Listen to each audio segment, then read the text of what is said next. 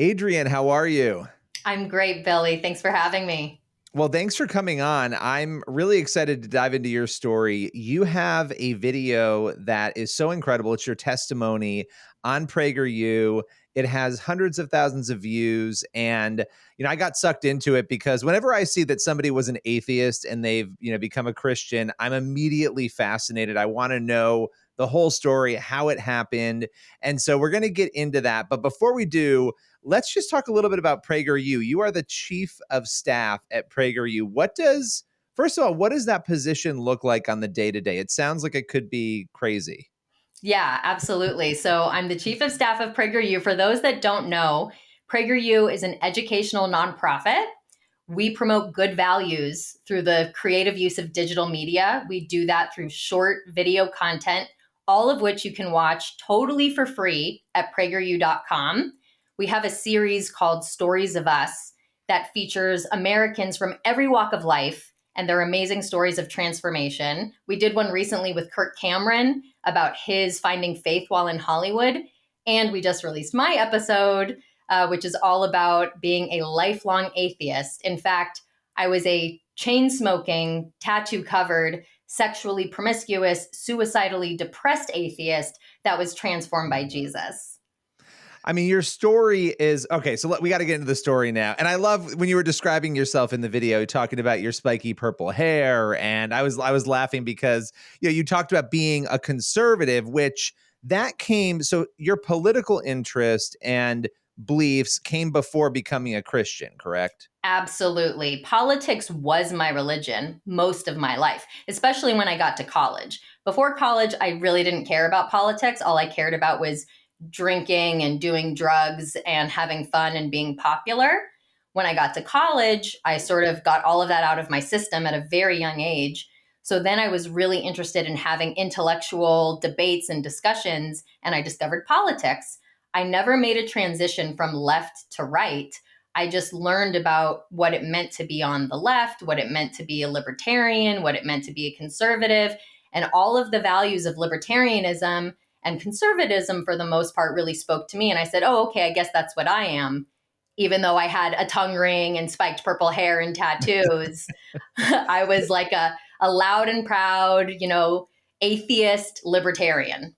So I relate to not the atheist part, but I went to school in New York City and I was kind of in shock. And my first go-to was, oh, wow, I resonate so much more with these conservative values, right? And I was kind of like the outsider on my campus because of that. And it made more sense to me, right? But I was a lifelong Christian. I kind of fell away from that in college, which is interesting. Your journey, you're an atheist coming into that world. How did you obviously being a libertarian gives you a little more sort of, freedom on the social front, on the faith front, but what was your view on faith at that point, even though you were an atheist? Were you hostile toward it? Were you intrigued by it? I was very hostile toward it. I thought that anybody who had any kind of religion or spirituality at all was just not very bright, not very intelligent. I was all about science and rationality and common sense and logic and reason. And so I thought that any kind of faith or spirituality was completely antithetical to that. When God found me, God had to prove himself intellectually to me because of who I was and because of, what I value. And he completely did. That happened years later. But in college, I was not interested in any kind of spirituality or religion whatsoever. And my life was a reflection of that. I really had no morals, no boundaries. I had this hole in my heart that I was trying to fill because I didn't have God. But I was trying to fill it with all of these things that didn't work. I was trying to fill it with relationships, with attention, with approval, with affirmation. And it just kept me feeling empty and unhappy. But instead of realizing that, I just kept going from one thing to the next, and a lot from one person to the next, and relationships and one night stands and trying to fill that void. And it never worked.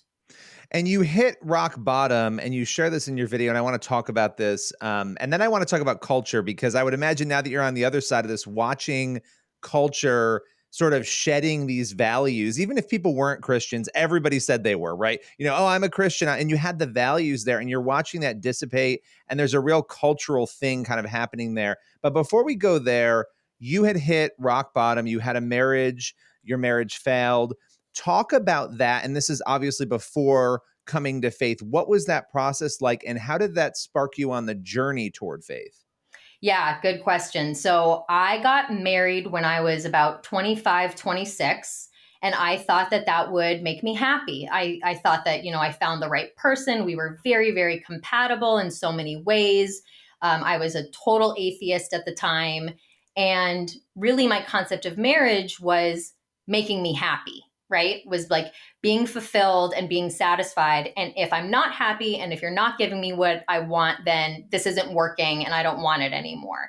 That was really, I had no concept of sacrifice, commitment, none of that. That's not what marriage was to me. It's the self, that obsession with the self at that point. Yeah. Yes. And I was a total libertarian, loved Ayn Rand and all of that stuff. And it made sense to me at the time. And I still do love Ayn Rand, and I still love a lot of like libertarian objectivism. Like that's still a huge part of who I am.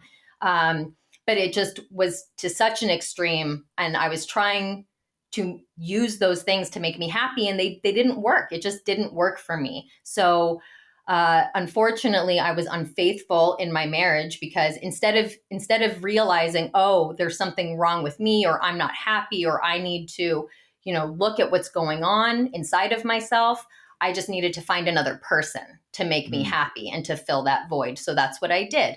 And I was unfaithful. I basically completely blew up my life and destroyed my marriage. My ex-husband said, I'm not going to let you do this to me anymore. He really wanted me to get healthy. He really wanted to salvage the marriage if possible. And I was just not interested in getting healthy. I really wasn't. And so it was only after I totally hit rock bottom, and it was like I came out of like a bit like a, what do you call it? A binge. Like I came out of this like crazy whirlwind binge and woke up and was like, what have I done? I just destroyed my life and I need help. I mean, I clearly don't know how to do this life thing, but on my own. And so I started going to these self-help groups. I started going to these support groups for people who struggled with sex and love addiction, because that was really what I was experiencing. And in these meetings, in these groups, they said, you have to get some kind of spiritual practice. You have to have some kind of higher power. I don't care Which what I'm sure you loved. I'm sure you loved hearing that at that point. It was like nails on a chalkboard. It was so uncomfortable. I hated it. I couldn't even bring myself to pray out loud. But I was so desperate and I was in so much pain that I was willing to try anything. So I basically said, you tell me what to do and I'll do it, And so I just started taking these steps. When I first started praying out loud, that took weeks. I couldn't even bring myself to do it. But when I first started doing it, I literally prayed, this is stupid and there's no one here and I'm talking to myself and I'm only doing this because I was told to. And that was how my prayer life began. See, I love that because I think so many people, and for some people this does happen, you say a prayer and you're on a journey, right? And it's like, it just happens. But for a lot of people, that is not the case. And I think somebody like you were very intellectual, you were an atheist, you were firm in that. It was more of a journey. And I know in your story, you hit this place where you're getting ready for work one day and you suddenly have this feeling of, well, if somebody asked if I was a Christian, and this is obviously as you're journeying through this, I would have to say yes. That must have been, when you talk about the prayer thing that you just mentioned, and then that realization, that's quite a journey. And that must have been a really strange thing to realize. It was, I still pinch myself every day. Like it's mind blowing, especially if you ask my ex-husband or people who used to know me, the person I used to be, they would be, I think, floored. Like, I cannot believe Adrienne became a Christian. That is crazy. And I feel the same way. It is crazy. And so what happened on the spiritual journey, I basically spent a year of trying anything and everything. And I was in Los Angeles. I was going to these groups. I was trying a lot of new age stuff because that's a lot of what the culture is around here. So I was doing anything from Buddhist chanting, Kundalini yoga, Sufi healings. I was going to churches. I was going to synagogues. I would try anything. And then I was in such a seeking place for a year that when a friend invited me to see a play of The Screw Tape Letters by C.S. Lewis, which I had never heard of before, and I just love theater. So I said, sure, I'll go with you to this play. And then I see this play by Fellowship for the Performing Arts. That's the theater company that put it on. And it was with Max McLean as Screw Tape. It completely blew me away. I was hit so profoundly that I had to at least consider Christianity as an option, which as a former atheist is just the most ridiculous, uncomfortable thing to consider ever. Yeah, it's an absurdity. I think for a lot of people like me who grew up in church, I get it because I've interviewed so many people who have gone through it, but it's so foreign to people, what it's even like to be an atheist. But I think understanding, the vision everybody has of an atheist is really Richard Dawkins, I think, because that's who's out there. I mean, this is but there's so many different degrees of atheism and how hostile people are. And as you were saying, you were definitely much more, this was something that would not have been in the cards for you if you had asked your friends and family. And so now you look at your life now and where you are now, how different is it? Just, illustrate for us where you are now, how you view the world and how that changed.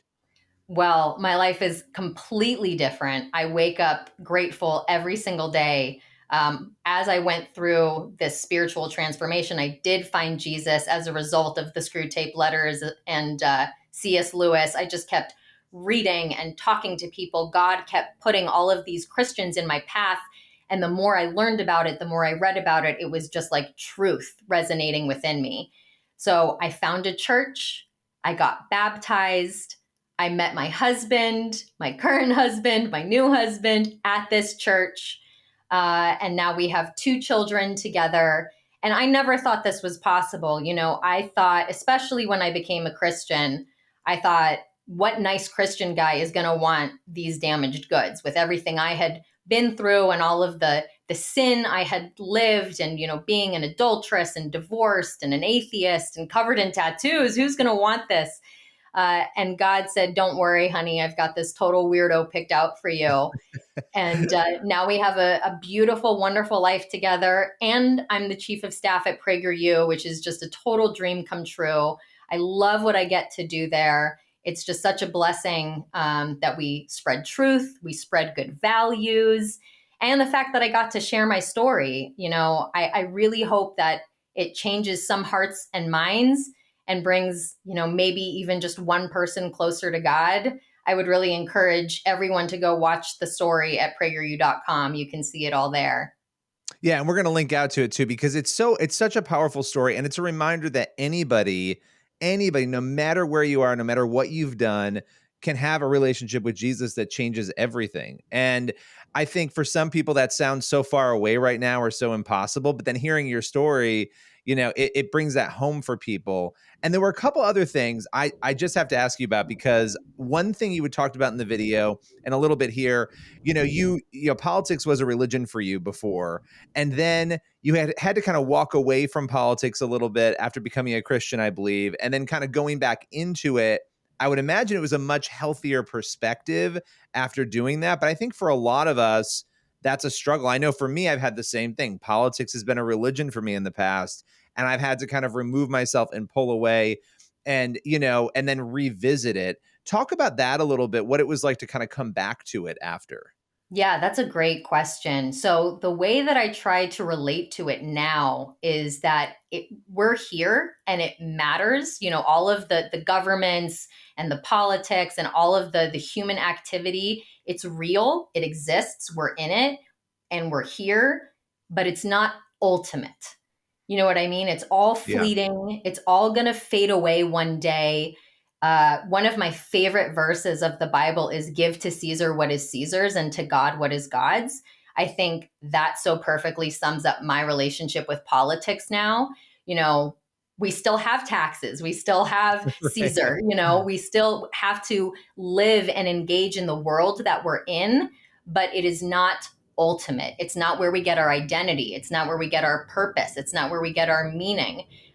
Only God can do that. I struggle with that even with family. You know what I mean? Because I Yeah. can't get my happiness and my worth and my meaning from my husband or my children. I Yeah. really can only get it from Jesus. And I struggle with that too, because, we love our families, but ultimately they cannot be my reason for existing. Same thing with politics. It can't be my ultimate. It has to have its like proper space. Yeah, and you see the dysfunction that happens on any side of the aisle when that happens, when it becomes your everything, and the desperation that people exhibit when their hope is slashed, when their candidate doesn't win. I mean, we've been watching this now repeatedly, and that for me was a real wake up call of being like, wait, I have my priorities out of alignment. Like my faith should be Mhm. first, right? And family, and then yeah, okay, other things, right? But politics should not be number one. And I think for a lot of people it is. And that is a real struggle. Not that we shouldn't care about it, but that Right. it's not going to solve the heart issue, which brings me to my last question for you, because I would imagine as a former atheist, and I can't speak for you, but I want to hear what you have to say about this, watching culture and this detachment from faith that seems to be happening right now, even nominally, because I think there's an impact of that nominal removal of these things, and so many people grappling to fill that hole that you talked about that you had. And Yeah. we're sort of seeing this on a 30,000-foot level, these individuals who collectively are struggling. What are your thoughts and reflections on that? What is that like to watch as somebody who was once there, watching a culture kind of, and maybe you'll disagree, which feel free, but descend into that a little bit? Yeah, I mean, I think that one of the most important things that we have to do, and it's one of the reasons I love being at PragerU, is because we try to speak to culture. We cannot be completely separate from culture, and we also cannot completely adhere to culture, right? It's like we want to influence culture toward the good. And I feel like we really try to do that at PragerU. Again, you could see, all of our content at PragerU.com. But one of the things we try to do is, be attractive and be interesting and relevant to young people. One of the things you'll see with either things that are on the right or Christian media, content, movies, I think it's gotten a lot better in recent years. But one of the things is that it's like not really competing with culture or saying, we have a better message and therefore we don't need to worry about branding Right. or Right. packaging. It's like, no, you still do need to worry about branding and packaging. It needs to look young and, hip and interesting and fun and be educational and entertaining and promote good values. So I think we need to be part of the culture. We need to be in the culture and we need to influence culture. And I think the problems that we have is that we've been out of it for too long. We've sort of let culture do what it's done without us trying to fight for it to be in the conversation. And so, we really try to do that at PragerU. Yeah, no, that's so important. Hollywood media and universities, these are the areas that really I think too many of us have retreated from because we felt not welcome. And those are all legitimate feelings because there's a reason for that. But not being present at all just opens a massive vacuum. And that's what we've actually watched now is generations of young people going through this whole system of being raised by media and Hollywood and then being churned out of the university system with a worldview that is completely devoid of any truth because no people of truth have been there, right? So it's a hard battle, but I agree 100%. Being present and doing things with excellence, which I think for a long time we thought we don't have to do that. People Right. are desperate for it, so they'll come anyway. And I know you guys approach things that way at PragerU, and I love that, doing it with excellence. So appreciate you Absolutely. sharing your story and coming on today. Really do. Thank you so much for having me. It's just such a blessing. So grateful to be here.